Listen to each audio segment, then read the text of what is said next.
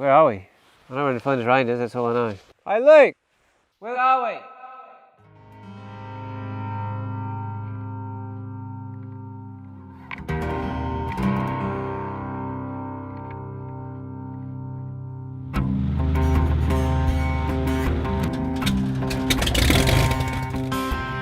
So the idea of creating the Light Collective was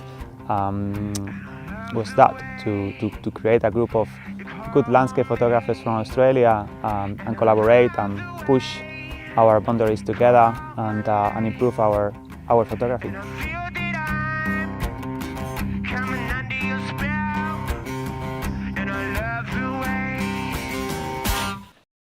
So far, we're on about day 5 of the trip.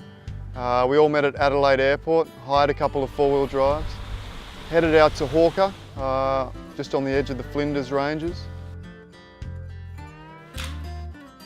Paul himself was a bit of a mud demon actually, driving the car sideways for a series of kilometres. I didn't think we were going to make it. Like 1 minute completely sideways, going slower and slower and slower, thicker and thicker and thicker. I was We're like this. We're shooting material for an exhibition at the end of the year and a book release where it will be simply titled Lake Air. It's our first exploration into the theme Red, which is part of a much larger project, RGB. Great to be able to fly and get a few planes from William Creek.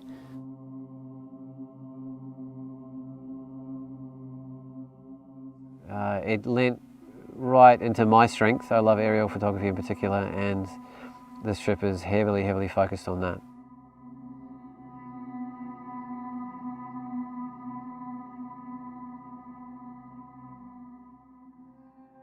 Definitely, I think I have a strong connection with what Red embodies, and that for me is space and just the simplicity that landscape offers me. But when we're talking about aerial images, you really only have a certain amount of those photography or artistic foundations to work with. You're really working with patterns and shapes, colours and textures. They're the kind of the 3 that you're working with. But not the other way around. You can capture a picture on striking lighting conditions and with the best camera in the world, but if the composition is wrong, that's not going to work. So it's usually a combination of light and subject, and then for me composition then becomes an afterthought. You know, there is a point in your career where you reach a limit and then the learning curve is very steep. You don't learn as much. One of the reasons to create TLC was, you know, to learn from you guys, because you are some of the best, you know, photographers in Australia. And I know what you're trying to do. You're trying to get something out of this. You're going to ask us for something now, aren't you? Yeah. Digital cameras these days are so intelligent, and it's just so easy to take a pleasing image if you are presented with everything in front of you. There's no you involved in it, so you know that's the part that I enjoy the most, is trying to put myself into my images.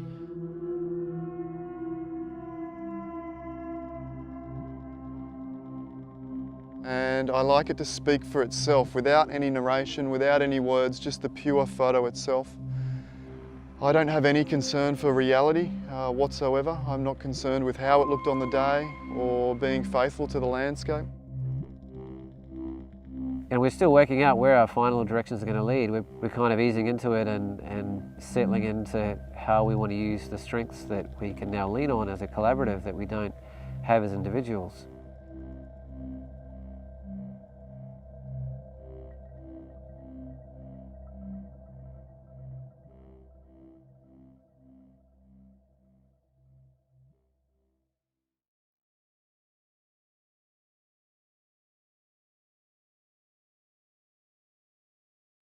Where are we? I know we're in Flinders Ranges, that's all I know. Hey Luke! Where are we?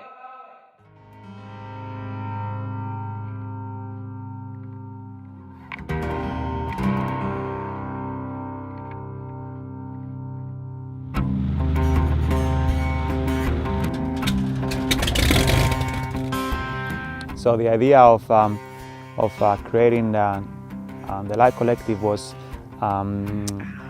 that to create a group of good landscape photographers from Australia and collaborate and push our boundaries together and improve our photography.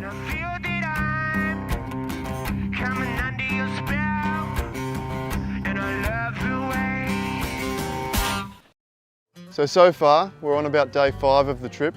We all met at Adelaide Airport, hired a couple of 4-wheel drives, headed out to Hawker, just on the edge of the Flinders Ranges.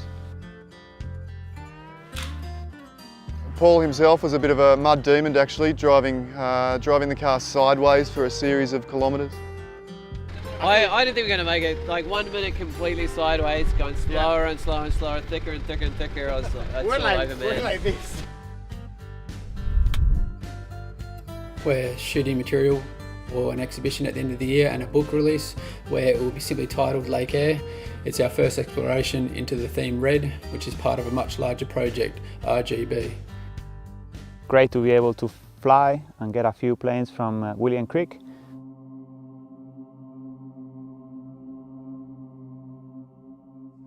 It lent right into my strength. I love aerial photography in particular, and this trip is heavily focused on that.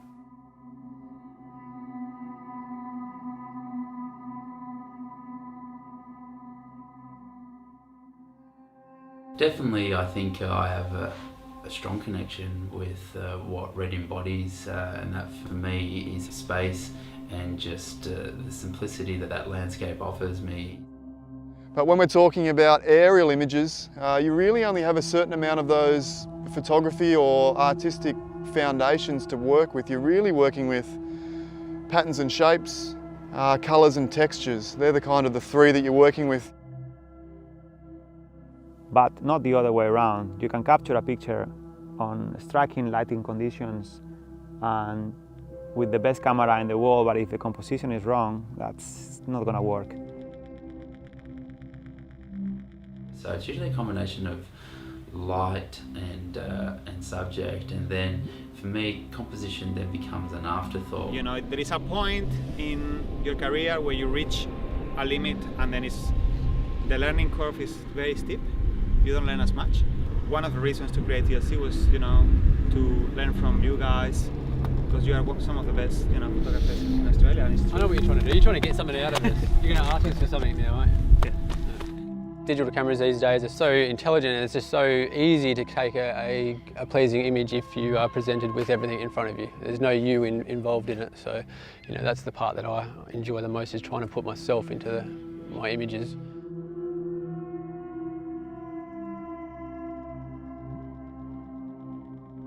And I like it to speak for itself, without any narration, without any words, just the pure photo itself. I don't have any concern for reality whatsoever. I'm not concerned with how it looked on the day or being faithful to the landscape. And we're still working out where our final directions are going to lead. We're kind of easing into it and settling into how we want to use the strengths that we can now lean on as a collaborative that we don't have as individuals.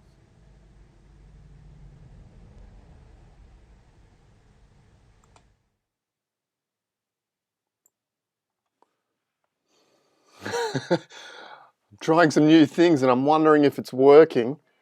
I'm just making sure that video audio. Okay, looks like we're good. Sorry about that sort of indecisive start. How did you like the preview video? Actually, it wasn't really a preview video. It was just something to keep you entertained whilst we were waiting to come in here and do the photo critique this morning. We've made some improvements. I've been improving. I've got the new webcam. I'm using an iPhone, an old iPhone as a webcam, and I think it's a little bit better. What do you think? I think it's a bit better, a little bit better. Oh, except I'm looking at the old webcam when I need to be looking over here. Hello, good morning, how you doing? Sorry about that. I was running through my old routine after 20 shows of looking up at you guys on the webcam up here, when there you are, you're all sitting over there. Good to see you, good to have you here with us this morning. I've got a couple of other little short videos like that, and I'll use them as, you know, just to keep you guys entertained if you want to watch a few different bits and pieces of my photographic journey and what I've been up to. The comments are going, love the video, great. Excellent. Love the intro. Okay, well, I'll add a few more of those over the coming days. Little mini documentaries. There's another couple on the Light Collective. If you're interested in the Light Collective, which is a group I'm part of, which is what that video was based on, jump over to Google, the internet, and look up www.thelightcollective.com.au. So here we go, the new webcam. How is it? Is it looking a little bit better? It's not as blown out. It's not as crap, to be honest, is it? I think it's a bit better. I've got some more good news coming. You might be able to see behind me. Can you see behind me? I've started to finish off the set, the new set. Monday, I'm hoping to have a brand new setup ready to go for a brand new intro. We'll see. We're improving as we go. Keep improving, keep stepping forward. It's the same with anything, the same with your photography. If you want to improve your photography, I'm a big believer that you can achieve whatever it is you want to achieve, regardless of how far off in the distance it seems to be, as long as we just keep trying to walk generally in that direction. Keep taking steps towards that direction. Yeah, you're going to take a few steps in the wrong direction as you get there, as you figure out the path. But eventually, if you take enough steps, you can achieve whatever it is you like.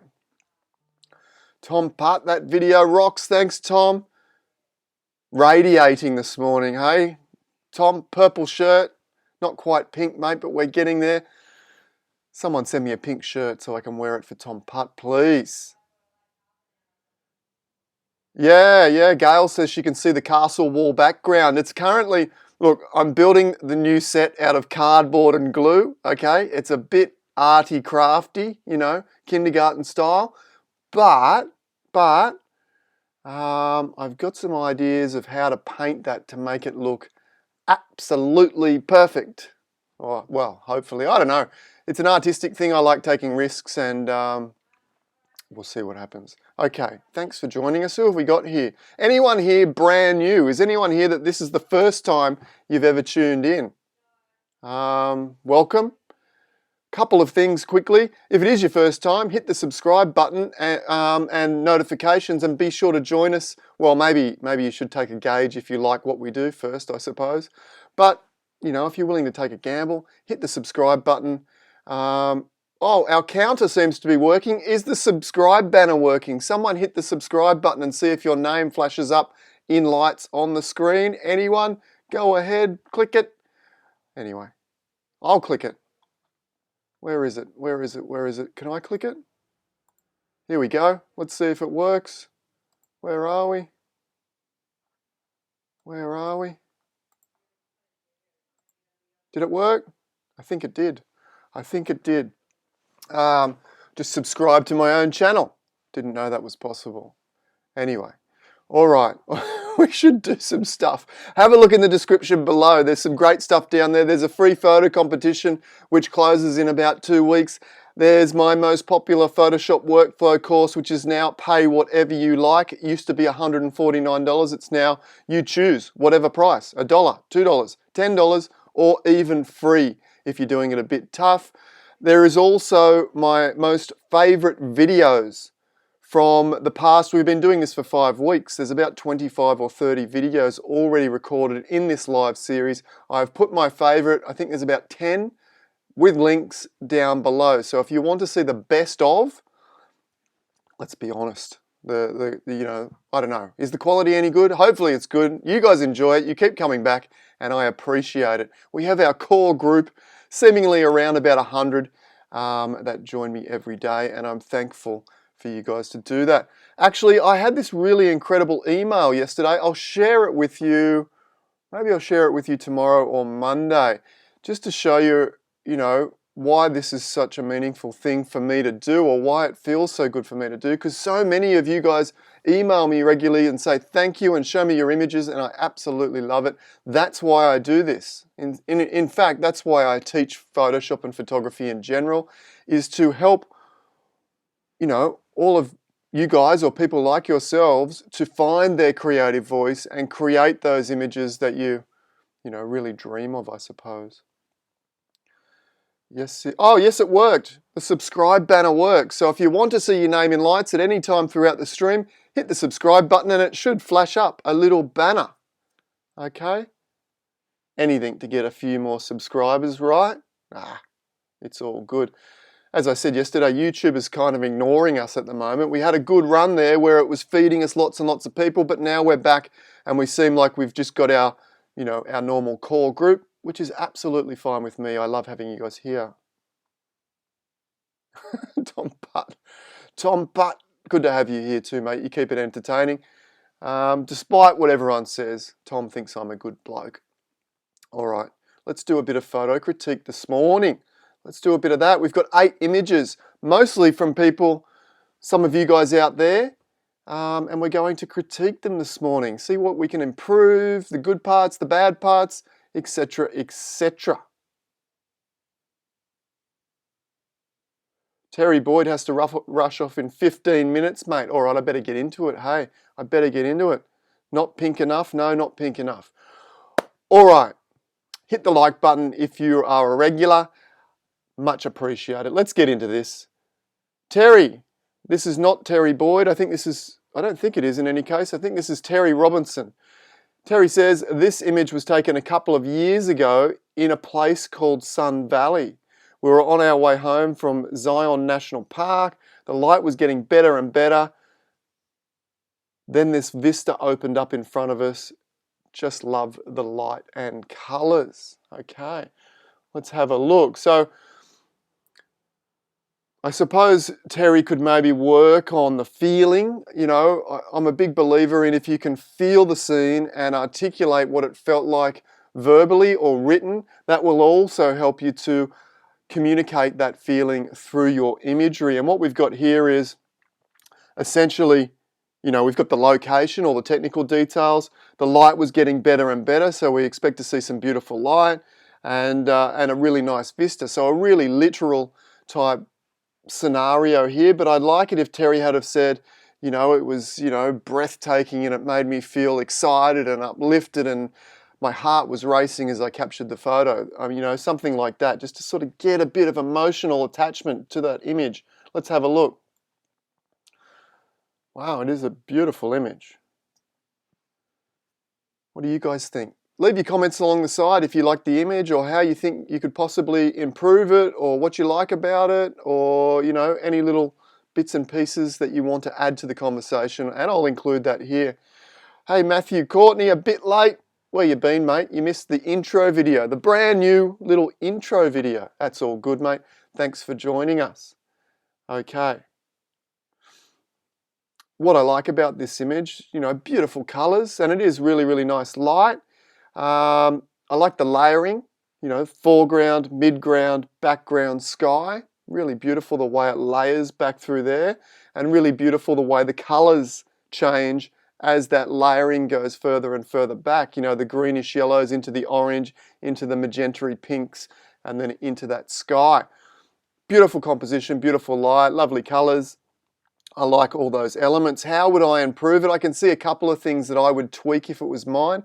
Doesn't mean you have to do this, but have a play around and see if you like it better or worse. Let's zoom in a little bit initially. The purple tones, particularly in this hill right in the background, are very, very saturated, okay? And it's kind of a little bit distracting in the overall scene, and I might just pull those back. And it would be as simple as maybe a hue saturation layer, and if we click on the little hand icon here and click on the color that we feel is a little bit over the top, okay, it seems like it's that one there. Can I pull that back?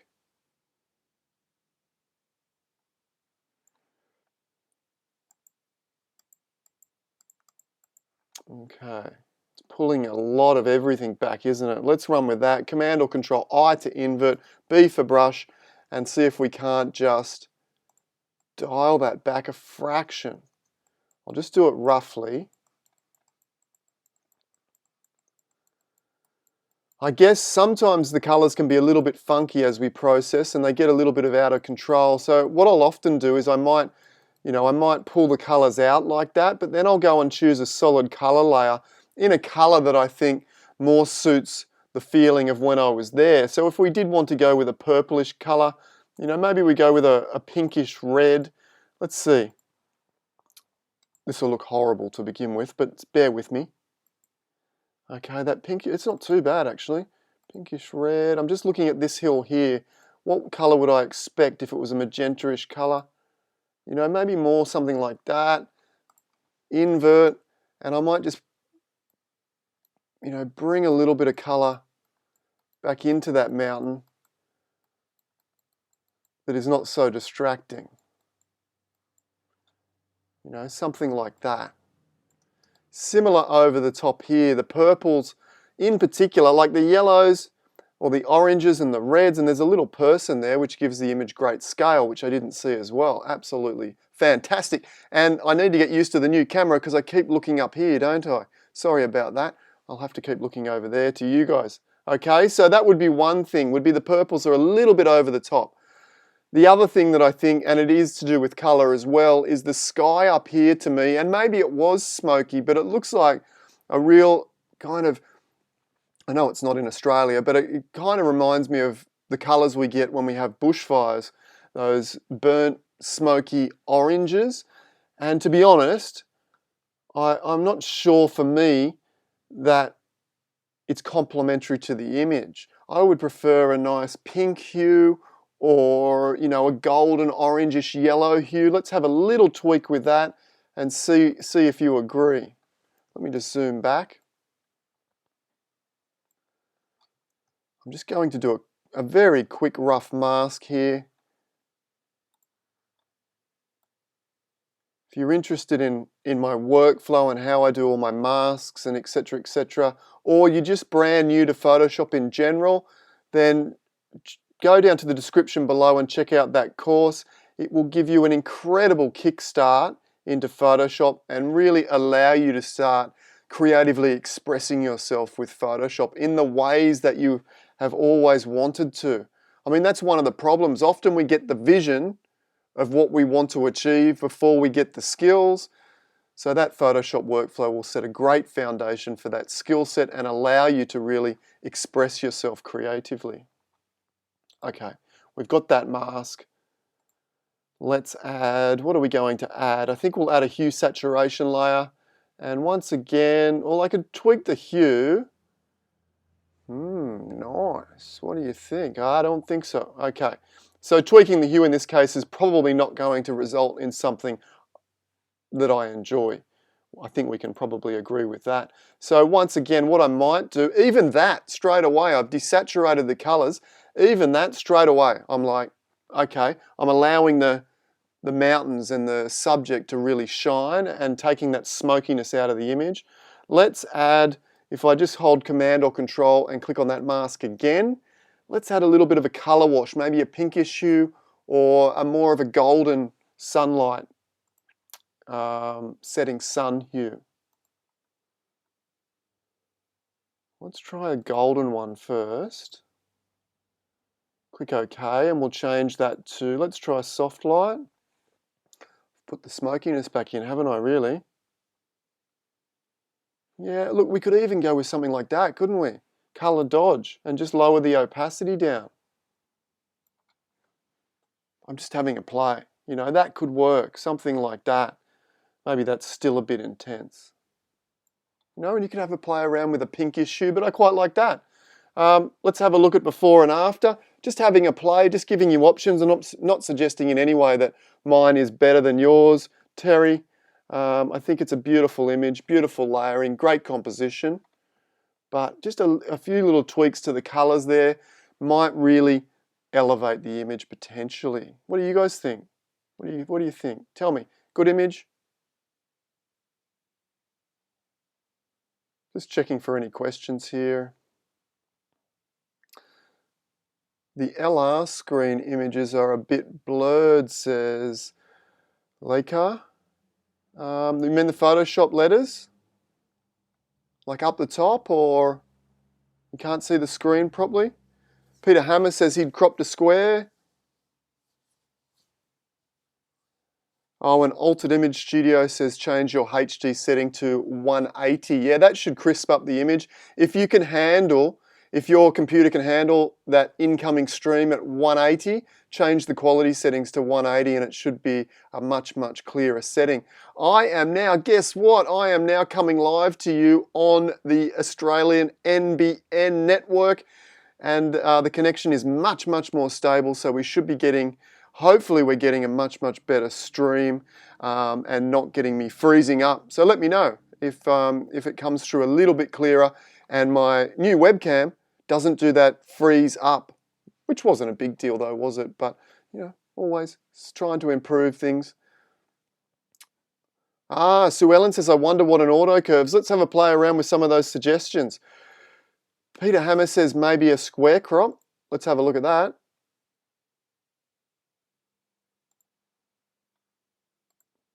I'm not exactly sure which piece of the puzzle, which piece of the image. I find that section probably the most interesting for myself. Peter, what about you? Let's have a look at that. Okay. Yeah, it's quite, the layering and the abstract nature kind of work pretty well as a square. I personally quite like it as a landscape. I think it has a grander feeling to it, but I always check these things, particularly when someone says, hey, try this. I always try it and then see if I like it more, and then I'll base my decision based on what. I wasn't looking at you guys again, was I? Sorry, this is going to take a little bit of time to get used to where the camera is. I was just staring off into space then. Square might work. Let's try auto curves. Sue Ellen mentioned auto curves. We add a curve here, click auto. A lot of punch. Let's go into the menu.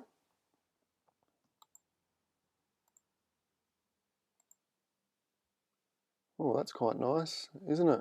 I like the way we're really accentuating the magenta. Often the hills in the distance will have that bluish magenta tone to them, and I quite like that paintedly effect that that's giving us there. Even that one has a really nice subtle feel to it. I like over the top, but that's a bit much for mine. And that's really nice too. So it would just come down to which one you like. I quite like that.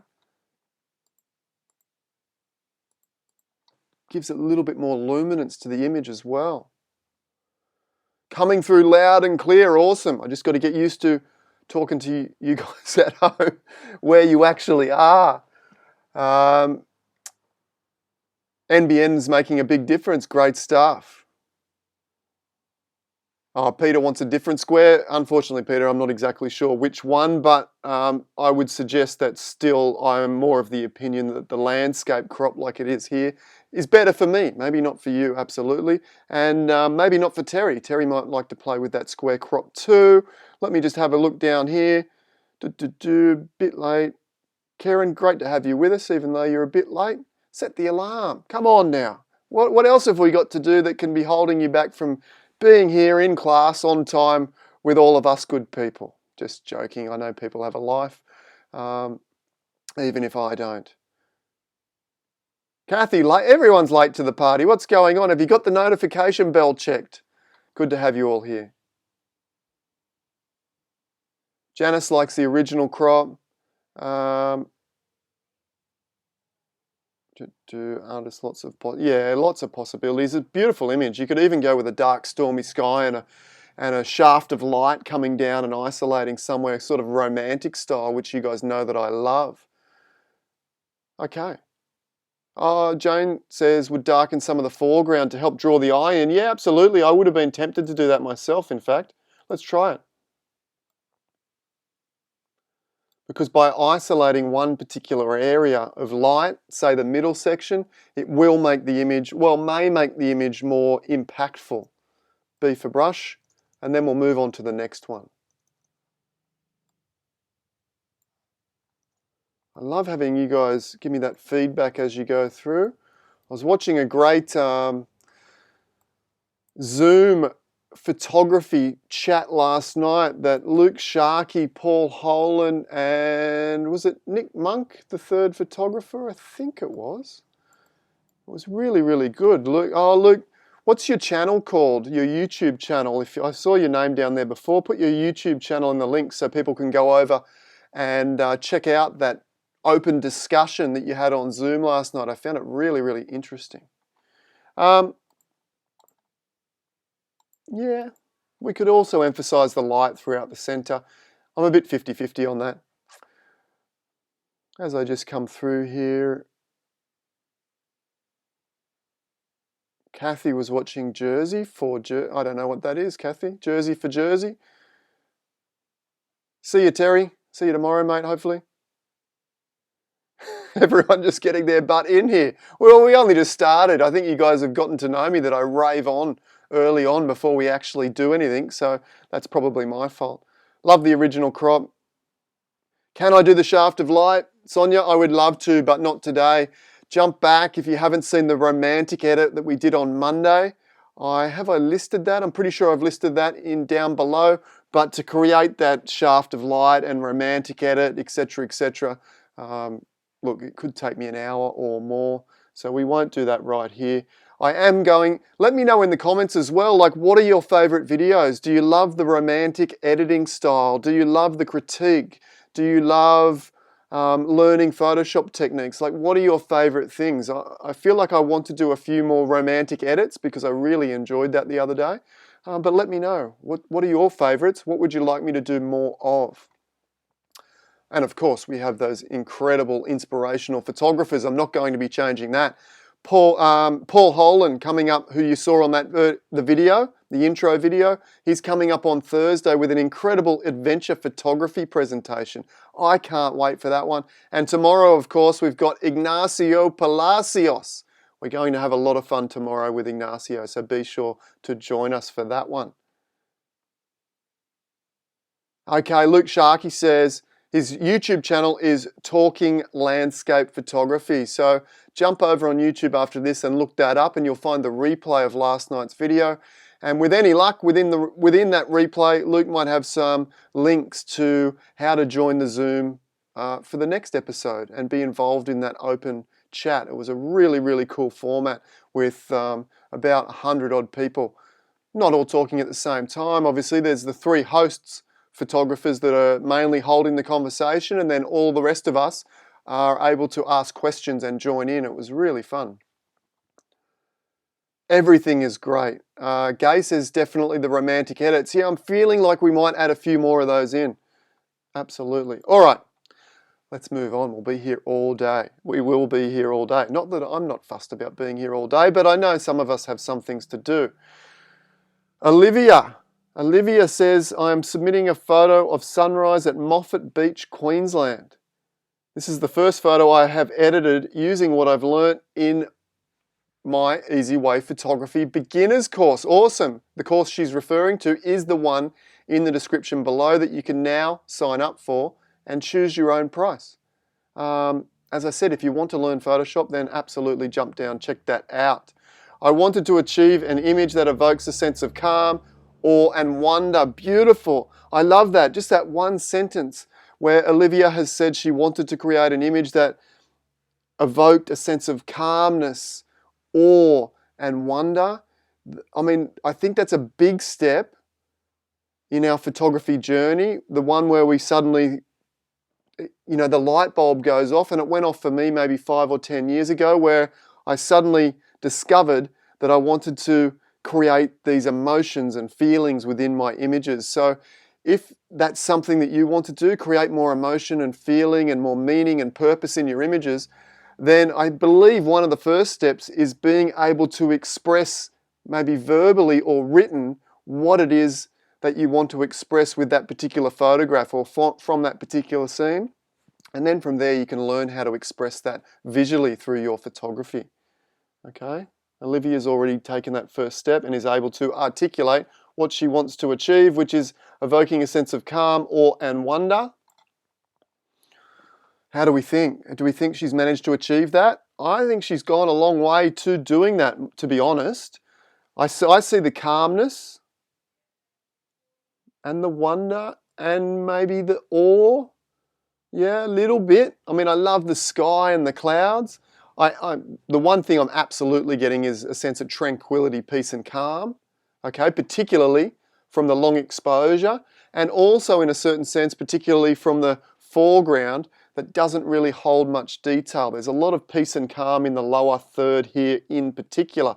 For example, if I was to just Not suggesting this is the crop that Olivia should take, but I'm suggesting that that section of the image is very peaceful and calm and tranquil, okay? So that's a great start. Awe and wonder, yeah, but maybe we can get a little bit more. There's a softness to this image, which is creating the peace and calm. So to kind of create the awe, we need to find that balance between the peace as well. Like I wouldn't like to create awe, like a really dramatic, awe-inspiring scene, yet remove the peace and tranquility. So that would be a rather difficult balance. Maybe let's have a look what we can do here. The composition's quite nice. I like the 2/3, 1/3 sky, 2/3 foreground. I'm kind of inclined on a purely photographic level to maybe crop up a little bit, but that line there pulling in from the corner would make sense to me. It does push the horizon into the center, which is, it's okay, maybe not ideal.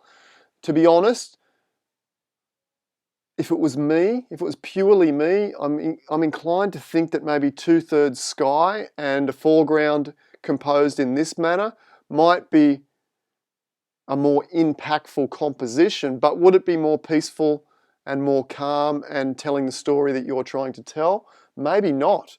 It might be more awe-inspiring because I feel like there's more big sort of gnarly clouds up there that are lit up by the light, so you would get more awe. So maybe it would have if you had more sky, kept the foreground to 1/3, sky to 2/3, that kind of thing. And then let's just have a little play around. I'm tempted, well, I just noticed, did I notice a dust spot? Little dust spot just in there too, Olivia, so watch out for that. If you haven't already signed up, well, she has signed up. She told me she signed up to the beginner's course. Okay, so maybe you missed that one, or once you get into the intermediate course, I have an incredible dust finder action that will show those dust spots up, so you'll never ever miss one again. There's one there, I'll remove that just straight away for you. We'll get rid of that. Boom, gone. Okay, let's have a little play. Let's darken the top and bottom and create like a letterbox cinematic feel to this particular image, curves. And what I'm hoping to get from this is a little bit more drama and a little bit more of that awe that Olivia was talking about. And I like the dramatic sky, I like that. Let me know what you guys think and I'll come back through and have a look at those comments in a moment. B for brush.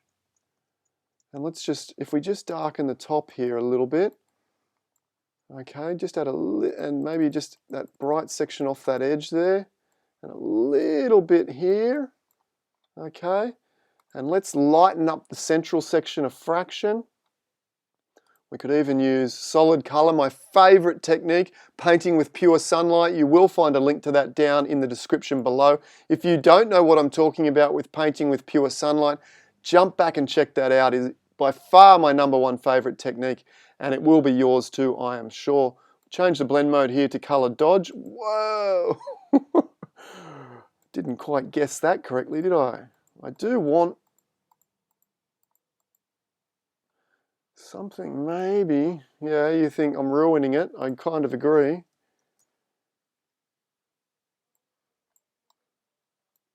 Just a little bit more light there. A little bit more light there.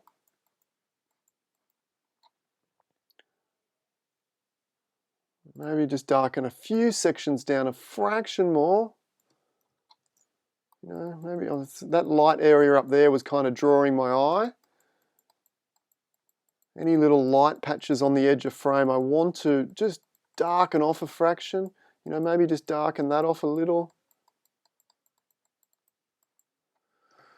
Okay, as I said, it's a real balance between trying to get that drama and maintaining the peace and calm. But there's a few ideas to have a play with. Let's have a look at before, after, and of course, if we go right back, where's my crop?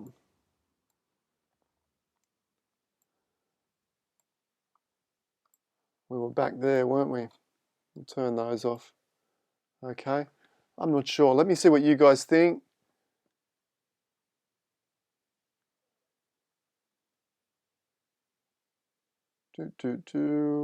Romantic edits, tricks.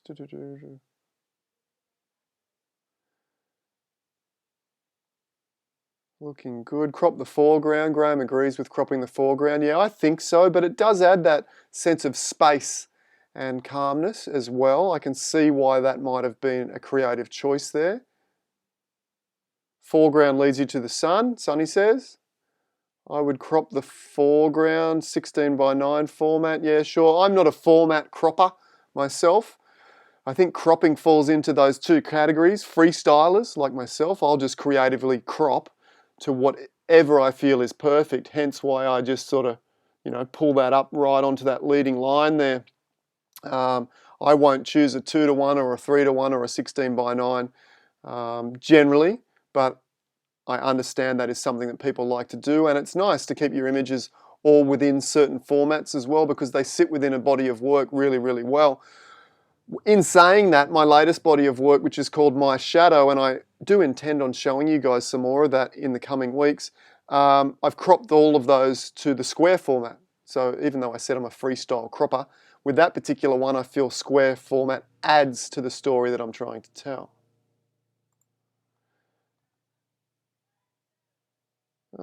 Soften the water more. Yeah, we could absolutely soften the water with maybe a little bit of a blur. Yeah. Would you clone out the rocks? Yes, Jane. I would definitely be tempted to clone out this rock that drifts out of the edge of frame. I did think about that during that process as well. I won't do that right now, but you could absolutely clone that little rock there just to leave us these two and the third one back there. Frank is late and he's got a note from his mum. Email me that note, Frank, and I'll just verify it for you, making sure that you have a legitimate excuse. Or you could just hit the like button and I'll accept that as an apple for the teacher. Hit the like button if you enjoy what we do here. It supports the channel and I much appreciate it. Glad you brought a note. All right. Gay says, I think I prefer the before. Absolutely. I mean, that's the artistic choice. It's softer, it's calmer, more peaceful. 100%. Yeah, I'm very, I was very unsure about what direction I should take this because I feel like it's achieved the result pretty well all by itself. Timothy Moon says, square crop, leave the foreground. I assume you want the headland in, Timothy. And I would assume now that looking at that, you don't want that rock in there. Yeah, absolutely, mate. Peaceful and very calm and tranquil. That's quite nice, definitely.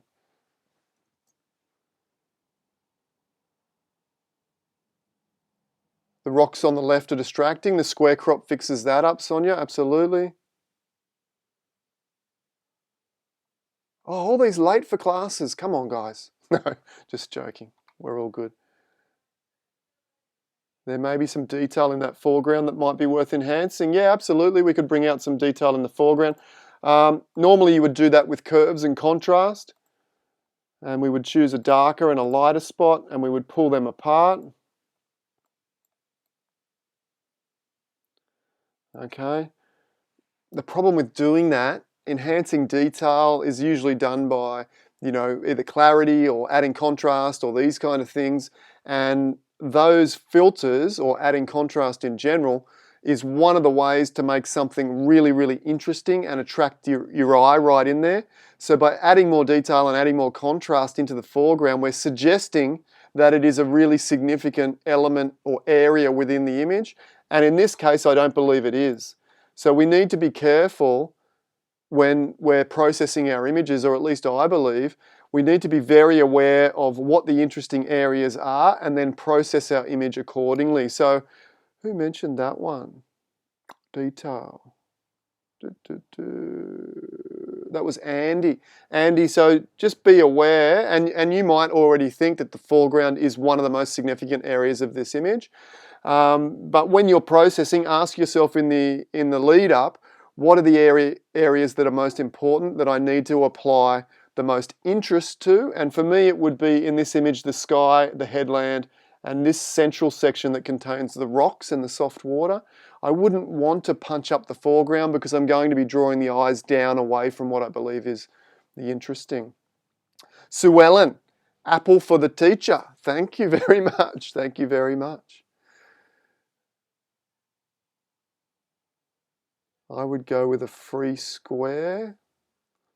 Oh, Robin, you ate the teacher's apple. Oh, okay. That's okay. Robert, I promise I'll be on time. This seems to be a recurring theme this morning, the whole late thing. Yeah, John, absolutely. Michael John Barber, absolutely. You just basically said in your comment exactly what I said, didn't you? That changing the contrast of the foreground pulls us down there away from potentially the interesting areas of the image. Sharon, you subscribed and didn't get the notification. Yeah, I haven't been seeing that notification from anyone. At least the counter's working. I don't really know what's going on. I'll have to try and figure that out. When I test it, it works, but when you guys do it, it doesn't seem to. Altered Image Studio didn't get the notification today for subscribing either, the flash on the screen. All right, I need to, on the to-do list of improvements, figure out why that banner is not working. All right, great to have you here, Maribi. It's okay, everyone's late today. Let's move along. That was a great image. We're going to be here forever. David says, the photo was taken at dawn. I was trying to capture the early dawn light, movement of water and timelessness of these ancient boulders. This is the image I chose as the headline thumbnail image. David, thank you for supplying your image and being brave. Give us a shout out if you're out in the audience today, David. I'd love to know. Okay. Does it say? I believe this is it the Mariki Boulders? Someone will correct me. I'm not sure if I'm pronouncing that right. In New Zealand. I've never been there. I would love to go there. It's one of those iconic, spectacular landscapes that has a really strong subject, being these almost look like dinosaur egg boulders, don't they? With beautiful texture. And I love the way the water pulls back on the dark sand. In this particular image, we have a really dramatic sky, you know, a really beautiful dramatic subject and the beautiful water there. So I think David's done an absolutely incredible job. Composition is great. It's tough to find a really fresh composition from this particular location, and there is thousands of great compositions there. But this is a fairly nice one. How would I improve it? Not a lot. Not a lot. Not a lot.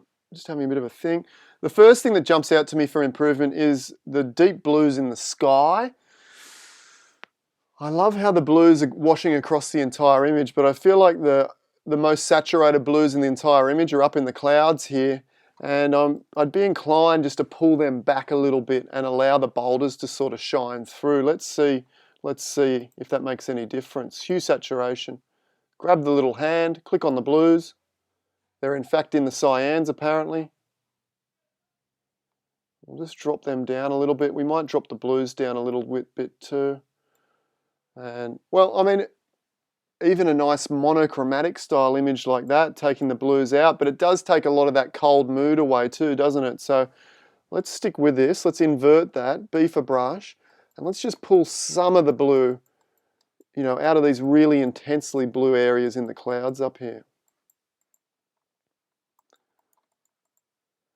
Now the other thing with this particular image is, again in the sky, and these dark patches, 1, 2, 3, and a little one there, I'd almost myself consider them tonal distractions. And what I mean by tonal distractions, it's when you get a really fast change in the tones of an image or the brightness of an image, so it goes from light to dark really quickly. I often call them a tonal distraction. And in actual fact, one of the ways to check for distractions in your image, and a lot of people have probably already know this trick, but before entering a photo competition, remember there's a photo competition down below, enter your best images. We had a lot of entries yesterday, so that's going to be a lot of fun, is to flip the image upside down. And I wish I knew where the image rotation was. There it is there. Okay, flip the image upside down. This will do two things. It takes the context of the image away. If the image still looks appealing upside down, you're probably on a winner. This one does.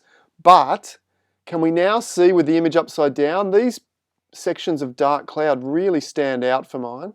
Here, here, and here. And for me, it's mainly this bright spot, which leads into those dark spots, which I find a little bit distracting. Tell me if you guys feel the same.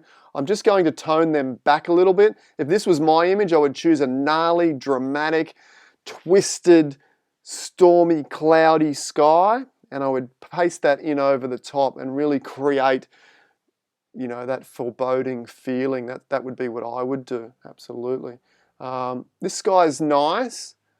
It's overcast, it's okay, but it's really not adding all that much to the image for mine. But maybe David prefers the single shot, you know, more natural look. If that's the case, then stick with it. If not, experiment with some more gnarly, twisted skies with this image. I think it could really set the image off.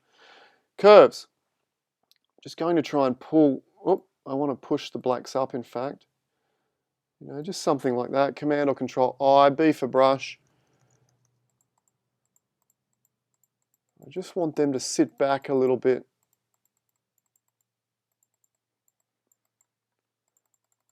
You know, even just that. Something like that. We could mess with the colors too. Like, what if we had a little photo filter? You know, I took some of the blue away from the image, but let's have a look what different colors do to the feeling of this image. Blue, yeah, look, I don't mind that, to be honest. It adds a little bit of blue back into the sky and really gives a really winter's cold feeling to the overall image. So that could be interesting. Similar with that one. That one's way over the top for mine. Red. I don't mind the red as well. And in actual fact, I'd be tempted to maybe pull out some of the red in the boulders to really contrast them against the cold blue. Let's have a play with that actually. So let's use this layer, in fact, and we'll just paint this in.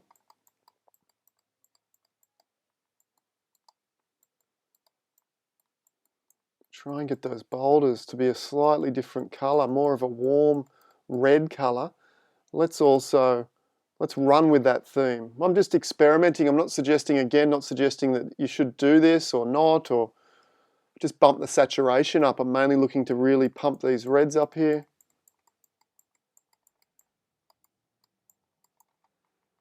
You know, maybe we could add a little bit more light into the details of these boulders as well.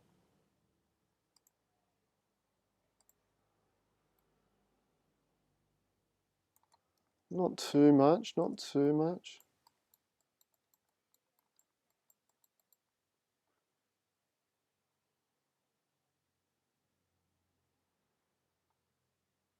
A little hint of red on that horizon too. What if we...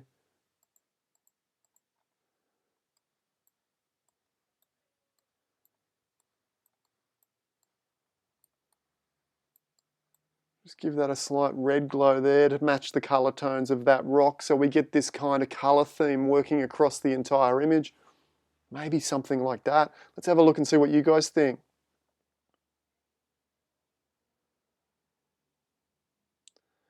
Boom, boom.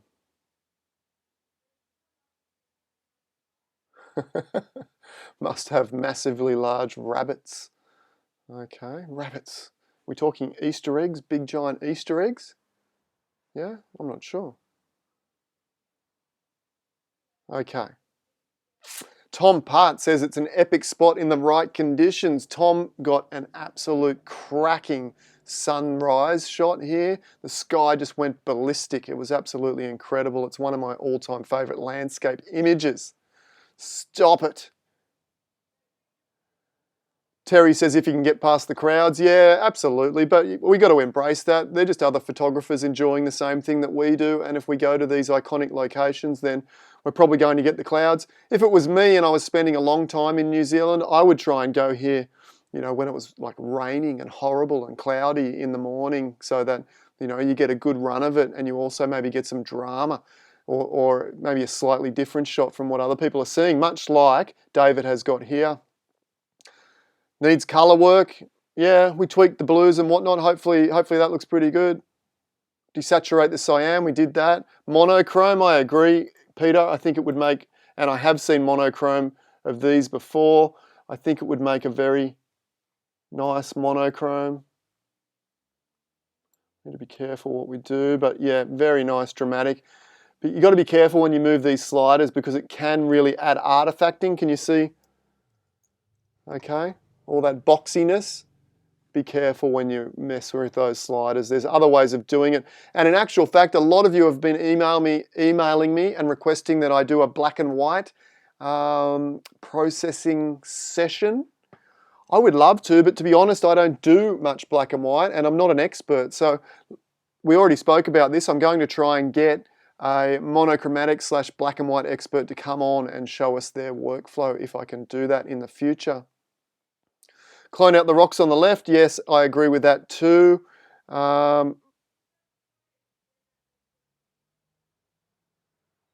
Monochrome, Peter, yeah, absolutely. Splash of sun on the front foreground. Yeah, you could absolutely do that. Depends on the story. For me, the story I'm getting from here is, you know, cold, dramatic sort of feeling. What did David... Early dawn light, movement of water and ancient boulders. So there wasn't a lot of story there. It was more about the early morning light and the ancient boulders. So we could probably add a little bit of light to help match that story. Let me just quickly scan down here. Lose the boulder. Lose the leftmost boulder by cropping out the left one. That one there. Let's have a look. It does balance the photograph quite nicely. I would then want to probably clone that one out. Now, if we come in like that, I think that does work. Really features those boulders centrally, which is really, really nice. Great suggestion. I would then clone out that one and clone out those couple there to really isolate and remove those distractions so it's all about those particular ones. Great suggestions. Really, really good suggestions. Well, let's try. Sue Ellen says golden ray. Someone else said add a bit of light, didn't they? Who else was that? Graham Gore. Let's try a little bit of the favourite technique, painting with pure sunlight. Again, you'll find the link to this particular detailed description of this technique down below. Yeah, yeah. Quite like it. What do you guys think? I'm going to use Blend If to pull it out of the highlights a bit.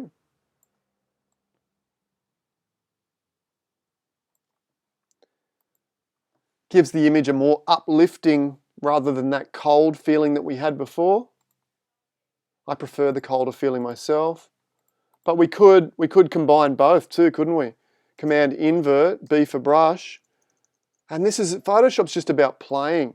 And I guess where a lot of us often get into a little bit of confusion is we don't really know where we're going or what we want the image to say or what we want the image to communicate. And I mentioned that before, one of the first steps to creating really powerful, really emotive images with strong story is to know or have a little bit of an idea of what the feeling was, either that we felt at that location or what the feeling is that we would like to express with this particular image.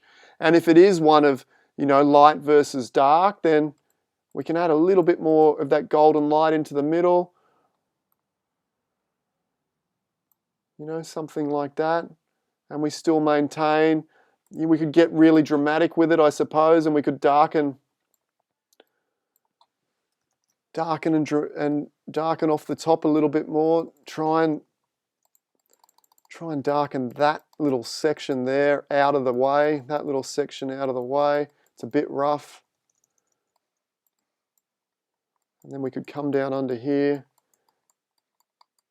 You know, there's so many options. There's so many options. Just open up your photos, have a play, but a great head start, as I said, is have an idea of what you think the feeling of the image should be when it's finished, and then just keep playing and saying to yourself, well, is this closer to the feeling or further away? If it's closer, it stays. If it's further away, delete it and try another adjustment layer.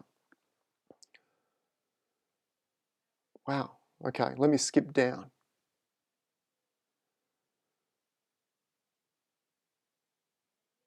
Okay, Tom Putt tip for this location is spend a few days and make sure that you go there with a high tide receding back out. Absolutely, what a great tip. Maybe a little bit of morning mist. Absolutely, we could add morning mist.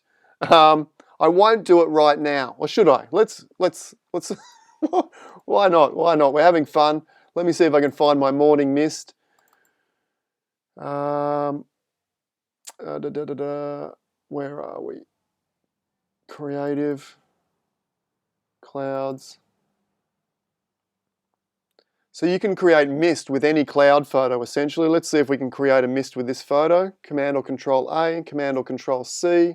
Where are we? I think we're only into image 3.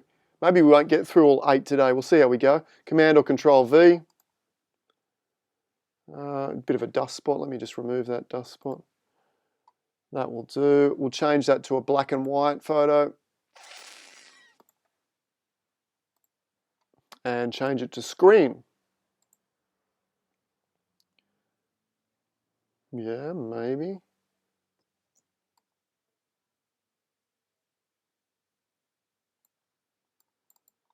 Maybe. Big brush. Oh, B for brush, sorry. Drop that down. Mist will be mainly in the background here, so we can accentuate that mist back here.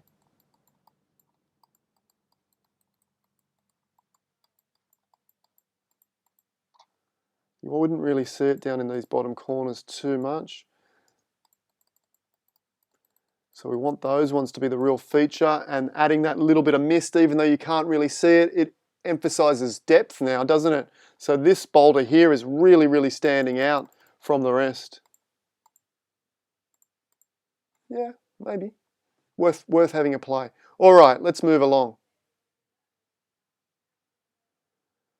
Nikki, watching me and editing at the same time. Perfect, absolutely. Go for 3 hours. Tom wants a marathon, 3 hours plus. I got to come in here and do some work on the studio, get it ready for Monday. Hopefully for Monday. Oh. Okay, Jan says, my aim is to show how the variables of time affect what we see by providing us with different images as dictated to us by the forces of nature. Okay, Jan actually submitted like 4 or 5 images and I just chose the favourite. So maybe the description doesn't particularly relate to an individual image, but more to, you know, the set of images. But I've chosen one from Jan. If you're out there, Jan, give us a yell. Your heart's probably jumped into your throat, starting to race. Here we go. Beautiful. Nice old gnarly Australian gum tree, a beautiful Australian scene. Well, I assume it's Australia. Tom Putt says he's going to leave Victoria and drive up here and he'll get here and give me a hand before I'm even finished. You're probably right, Tom. Okay. Love the composition, a beautiful composition, big, strong subject, centrally located in frame, absolutely beautiful. Love the time of day with that gorgeous amount of fog going through the scene. So it's got a lot going for it, absolutely got a lot going for it. How would I improve it? The image seems a little bit soft, whether it's a bit of handshake, whether it was handheld in low light and we got a little bit of shake or something, it seems a little bit soft. A little bit, the resolution's not quite there. It's not quite crisp in all the detail. In saying that, what else could we do? You know, maybe we could just try and isolate this tree a little bit more. Or there's 2 trees, isn't there? There's this one here, and then there's one in the background, almost kind of forming the second tree. And look, we could do that by, you know, we could even use the fog image, for example. Grab an image of clouds like this, and we could paste that down like we did before. Oh, Command or Control T, it's an actually big image, this one.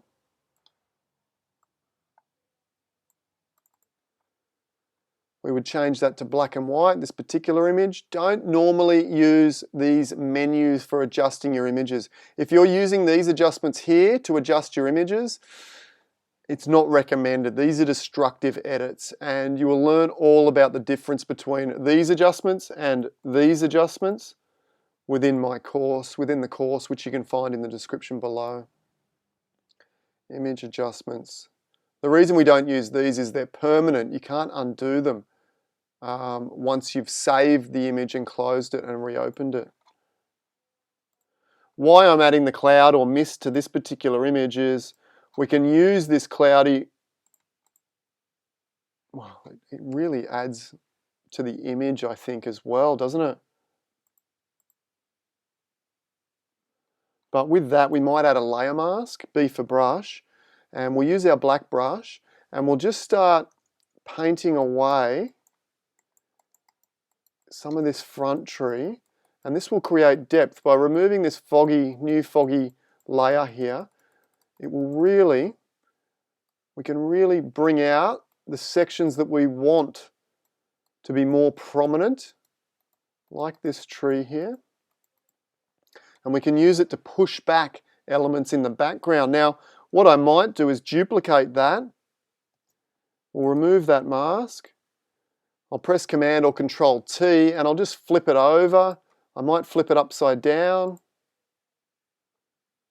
Okay, I might even stretch it out. This will give us a different look on the same texture, on the same cloud texture. Command or Control I. Oops, sorry, that was Command or Control J. I want a mask, Command or Control I, and I want to paint more fog into the background here.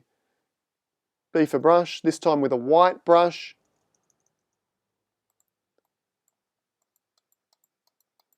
And again, this will really emphasize the depth by hardly, almost like a high key image, by hardly being able to see the detail at the back, but by having a clear view or a clearer view of the detail at the front, we can make an image that has, well, maybe what I'm aiming for is an image that has a little bit more impact. That little brown patch there is a little bit distracting to me. Okay, all right, let's remove that brown patch. Hue saturation, desat, Command or Control I. It makes a lovely black and white as well. Let's just pull some colour out of that brown there. I kind of want the only colour to be in the foreground, so the grass and the tree. We could even add a touch of warmth, like a solid colour. Let's just have a play. Just do this with your images. Just get it where you think it should be and then have a mess around with colours and add fog and this and that. Of course, have a look down below. There's an add fog tutorial down there as well. At least I think there is. Too much, do you think?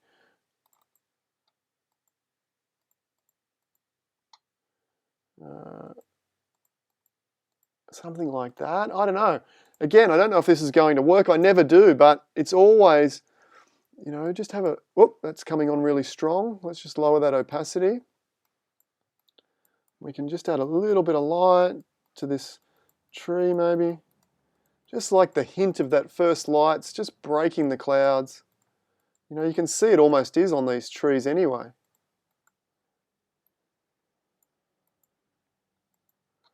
I don't know, the image was great to start with. It was a little bit soft. There was something going on with the resolution. But we've had a play. Let's have a look. It's just a different version. Before, after. Maybe it doesn't need the sunlight. Maybe rather than the sunlight, we could go with a cold winter's morning with a photo filter. Well, that's quite nice. The warm photo filter is quite nice too, isn't it? Cold, maybe a bit too much. But you know, we can use something like that, then lower the opacity. And again, it's all about the feeling and your intuition. Like as you tweak with the photo filters or adding fog, is it better or is it worse? Is it more like what I wanted the image to feel like and communicate, or is it less like what I wanted the image to feel like and communicate? More mist makes the image, says Michael. Thanks, mate. Yeah, I don't know. Yeah, I think I prefer it that way. And it's often the case. Like the mist was there, so we're not really cheating all that much by adding a little bit more or emphasizing that with a, you know, just grabbing another one of our clouds, put it over the top, screen blend mode, boom, mist. There we go. Enjoying the series, learning so much from everyone. Lucky I only have to listen out for the pets. All right, Gail, perfect. Great to hear you're enjoying. Yes, Andy, you spotted it as well. The brown bit behind the gum was distracting. We nailed that. Denise, you're really, really late.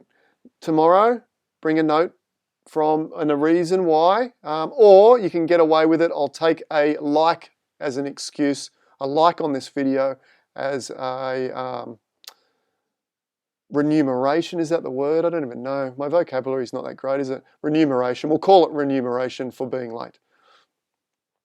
My goldfish is watching too. Okay, cool. Take a photo of the goldfish, put it in a sphere, and then have it floating in a landscape. If I had my own goldfish, I would have already done it. But take a photo of the goldfish, put it in one of those spheres that we created a few days ago, and then have it floating in a landscape. I think that'd be really, really cool. Give that a shot. There's a dust spot, is there? I can't see it, but I'll take your word for it. Perfect for the cloud of mist. The tree. Put the trees back into the central focus element. Yes, it does. Have to go. Helen has to go. Thanks for joining us, Helen. Appreciate it. The ponds are distracting. I don't find them distracting, but absolutely, if you find them distracting, you could maybe brighten them up so that they're not as bright within the frame. I quite like them. I'd like to de-emphasize the tree behind the front tree. Yeah, Peter, I kind of agree. This one here, I assume you mean.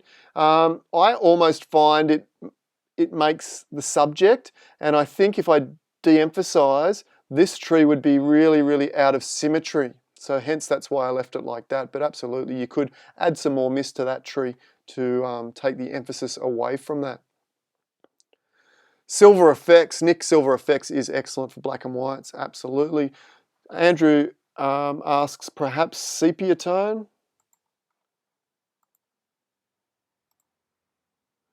In fact, if we're going to do sepia, I normally go black and white first and then add a colour wash.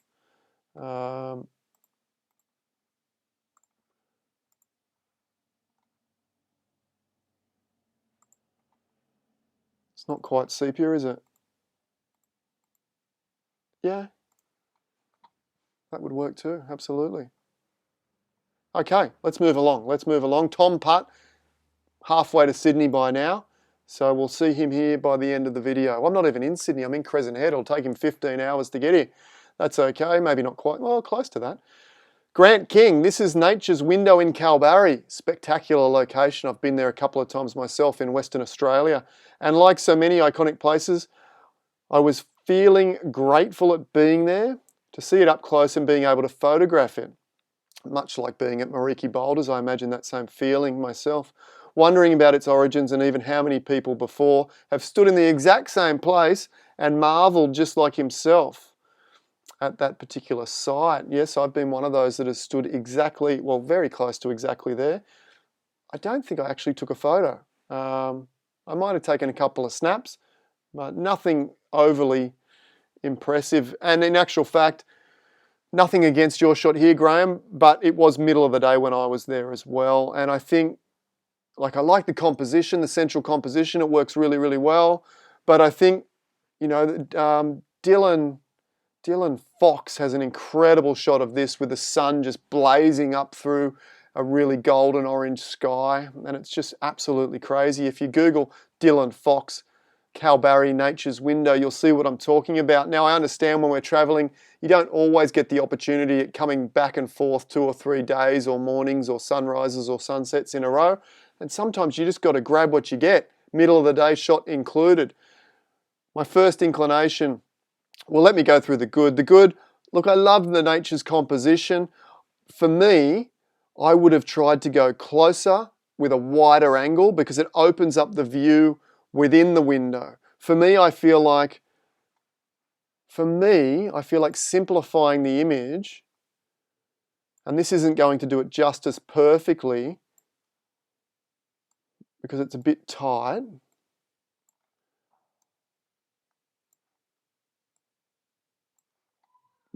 But for me, look, that looks terrible, I agree. But for me, I've seen shots and I've framed this up myself, walking up closer with like a 14mm or a 16mm and getting more of the window and then more of the view behind there, because I know when you get up there, this river becomes really prominent, and you're really, really lucky that the river was flowing, because when I was there the 2 times that I've been there, on 2 separate occasions, years apart from each other, it's been dry. It's dry more than it is flowing that particular river. But getting up there and you can see the bend in the river and the water flowing, and it becomes more about the vista on the other side of the window, and using the window as a frame would be what I would do as a composition. I know it's cliche, but often when you're in these iconic places, grabbing that cliche shot, grabbing the most popular composition is the first thing that I do, and then I start looking for variations. Let's go back. Oh, there we go. Back there. Other things that we could improve. Middle of the day shots often suit black and white. Peter Hammer's probably screaming at me in the comments. Is he telling me, change it to black and white, change it to black and white? I think that improves it, to be honest. We can play with these sliders a little bit, maybe darken the blues down. That looks horrible, doesn't it? Look at the effects that's doing. Again, do I have silver FX? I do. I do. Let me show you this. Silver effects used to be free a couple of years ago, and I haven't paid for the Nik filter since it was free. So this is the free version. Nik FX, Silver FX Pro. And all it does is it gives you a whole bunch of filters, black and white filters, to see which one you enjoy the most. So we can just click on the top one and flick on down through like this. There is some editing issues which I'll point out as well. You know, I quite like that grainy, grungy film look. Okay, so there's a little bit of a look at Nik FX. I do enjoy it a lot. Check that out. I'm not sure, I think it's $100 or something these days, US, something like that. Look it up, it's well worth it. It's a great plugin. I will just mention before we move on, there's a little bit of kind of darkness sort of poking out around here. I'm not sure what that's coming from. There's also, if we zoom right in, there's a little dark edge coming up here as well. You know, so I would want to remove that. Just clone a bit of the sky from above and clone brush that out. Similar here. I mean, one of the easy ways to remove that section, I'm thinking, would be quick selection tool, like that. We can go, let's just refine the edge, select and mask. We'll just run around this edge quickly. Again, there's a quick selection tutorial. Have we done a quick selection dedicated video? I can't remember all the different videos that we've done now. Click OK. It's all within the courses in any case. Quick selection video like that. And we could even just press Command or Control J. One of the things, you know, when you've got a solid blue sky like this, one of the hardest things to do is to feather out and soften all those gradients. But it's one of the things that will really make your image look absolutely gorgeous in print. And what I've done there is I've just selected the sky, and what we can do, if I now hold down Command or Control and click back on that sky layer, I can add a mask. And you probably think, why would you add a mask that's the same exact shape as the sky that you just cut out? Because what I want to do, unclip this layer, click back on the sky section, and we can blur it. You know, like Gaussian blur.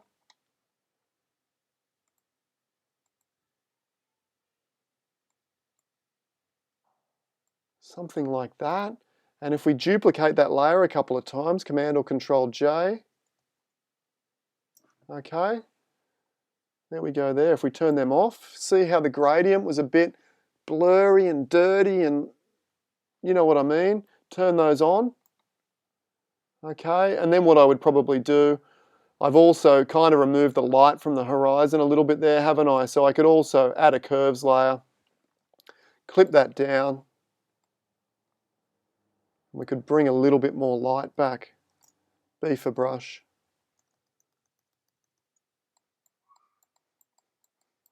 Okay, and we get a much more natural looking sky. You could do the same to the top. Obviously it doesn't work with the sky with clouds though, unfortunately. What do we got here? Fish in the sphere. Someone likes the fish in the sphere. Yeah, shoot it at night. Milky Way could be good. I think the aspect of this particular location, although it might be gated, I'm not sure. Maybe it's gated and you're not allowed to get in there at night time. I'm not 100% on that. You'd have to do your research.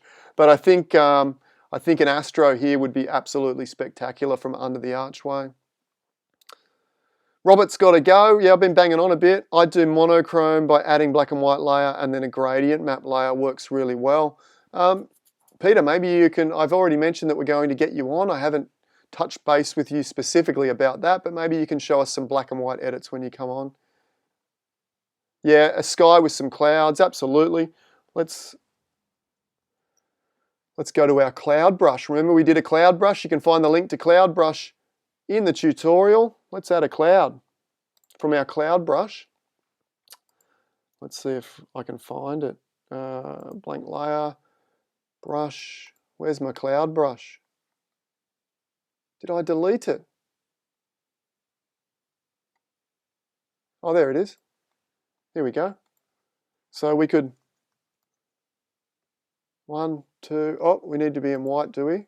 I'm not sure. Forgotten how this works. Check out the cloud brush tutorial. 1, 2, 3, drum roll, please. Oh, bop. Start again. Put the opacity and flow up to 100%. 1, 2, 3. Make it a little bit bigger. Let's fill it up in here. Pop. What a difference, right? That one cloud has really, because the cloud almost mirrors the shape of the hole, it really sets this image off. And I would probably just be inclined just to crop up a fraction, maybe, to get that 2/3, 1/3 sort of feeling. Okay. If you love the cloud effect, jump back. That link is definitely in the description below, how to add a cloud effect to your image. Sharon says, we've got 3 images to go, do we? I think we've got 3, 1, 2, yes, 3 images to go. So stick with me. Who's been here for the whole time? Do we have anyone new? Put your hand up and say hi. Tell me where you're from. Hit the subscribe button. Get the notifications. Join us every day at 5 o'clock. Tomorrow we've got world famous landscape photographer Ignacio Palacios, good mate of mine. I'm going to show you, or we're going to talk about some of his incredible images and talk about the stories behind them. Sharon says, attached is an image I would like to submit for selection on your critique. It's a photo I took a couple of years ago and wanted to capture the beauty and simplicity of this tree and its surrounding landscape. Perfect. I hope this image shows the peacefulness and the tranquility of this scene. New Zealand, NZ, New Zealand is my soul country. It's where I was born and grew up. So there's always for me an element of emotion when being there and photographing the landscape. Sharon also says she edited this using my Easy Way Photography Essentials workflow for beginners. That's the one in the description below. But I just wasn't sure how much to reveal or conceal. Reveal or conceal is a method that I teach throughout that workflow. Let's check it out. Beautiful. The famous Wanaka, is that how you pronounce it? Wanaka tree. Unfortunately, as many of you will know, and I'm sure you're feverishly, can't say that word, typing away below, a couple of the limbs got lopped off this tree, particularly the one that is like reaching out close to the water. I believe it was this one here down close has been sawn off. Who would do that? Like, what a horrible thing to do to such a beautiful tree, and a tree that brings so much joy to so many photographers. And in actual fact, so many people go to New Zealand specifically to photograph this tree. So that is an absolute heartbreaking shame in my opinion, even though, you know, it's not if I was in New Zealand, I would go there and photograph it.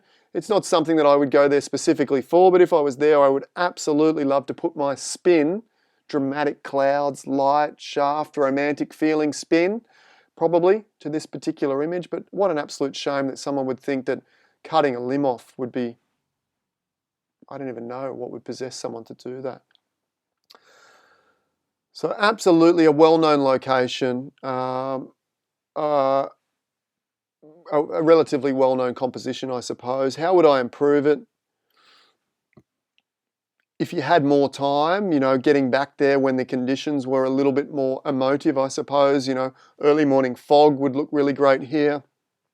Dramatic clouds with dramatic light would look really great here. Stormy clouds with stormy spotlight conditions would look really great here too. This is a really beautiful, peaceful, tranquil image. What was... Sharon doesn't mention the specific emotion. But with an image like this, I'd be inclined to maybe go softer, lighter, more airy. Let's try a little bit of that. So we can really like lift up the black point, brighten it up a bit high key like this. Peter Hammer's like screaming at me again, black and white probably, and I agree, we will experiment with that too. And I think already, look, that one layer takes it. Let's be honest, most people across social media and Instagram, the first instinct, and this is just part of our photography journey, it's part of the timeline, I've been there as well.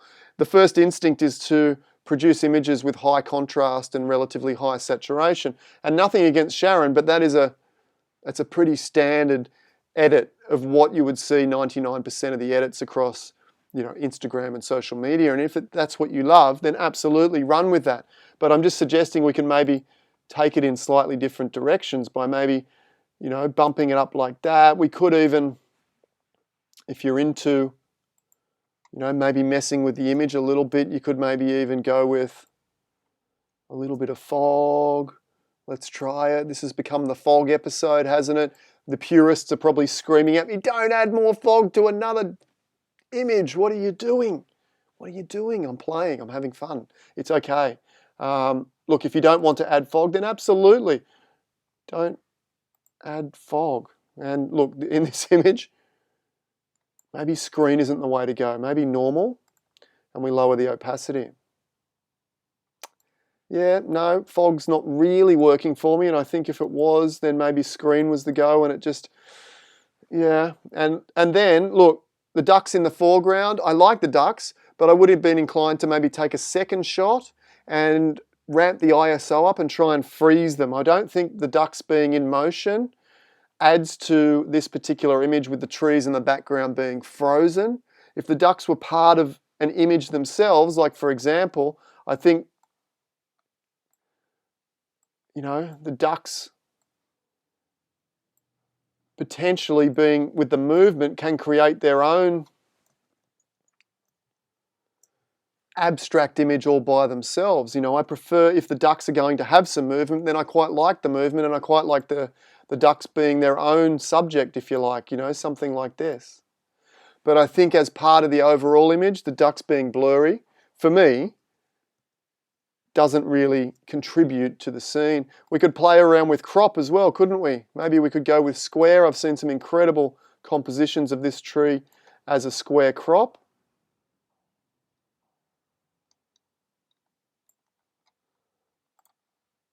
There's another option there.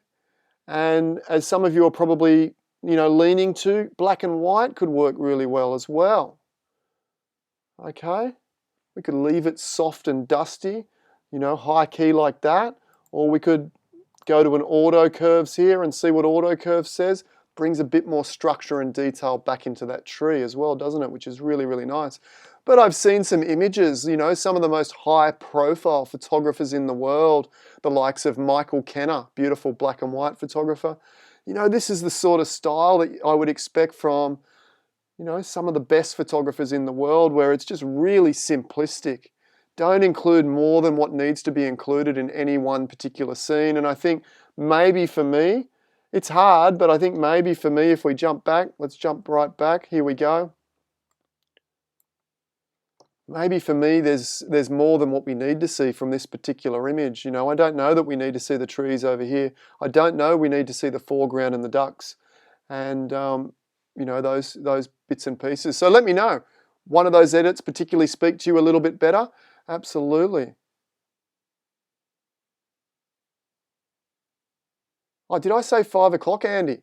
No, my tutorial's 10 a.m. every morning, Sydney time. This time slot that we're in, not 5 o'clock. If I said 5 o'clock, we're here every morning on YouTube. Adam Williams Creative Photography, 10 a.m. we start. There's a 10-minute warm-up, take your seats time before the class begins, before the presentations begin. 10 a.m. every morning, Monday to Friday. We'll be back with Ignacio Palacios tomorrow at 10 a.m. Don't miss that one, trust me. He is a funny guy. He's a good guy, incredibly talented photographer, and we're going to have a chat with him tomorrow. Jane asks, does anyone get Adam's screen going a bit blurry every now and again? It's potentially, Jane. I'm not 100%, but I'm guessing it might be your quality settings. Have a look at the little cog item in the bottom right corner.